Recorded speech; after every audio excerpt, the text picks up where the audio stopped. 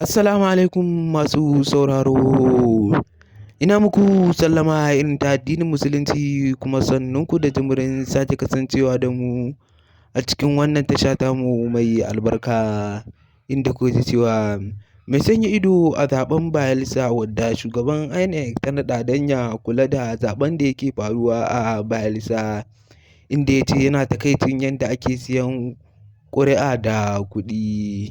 Mai sauraro, in dai wannan ne farkon ziyartarka cikin wannan tasha tamu mai albarka, ka daure ka danna mana subscribing kana ka danna mana alama ƙararrawa domin samun fitattun labaranmu da zarar mun ɗora, inda yake cewa yana takaicin a ce mutane suna siyar da ƙuri'unsu ga kuɗi kuma kuɗin da ba zai amfane su ga komai ba.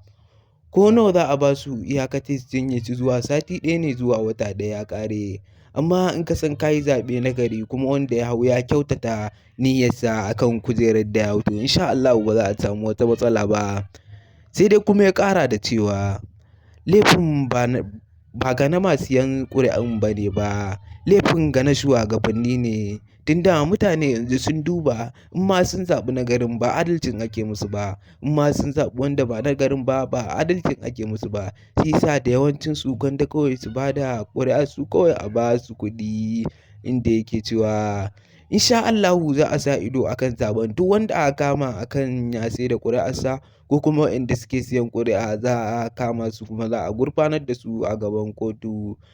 Mai sauraro, ka biyo mu a cikin wannan tasha tamu domin samun labarai akan wannan zaɓe da yake faruwa a garin Bayelsa.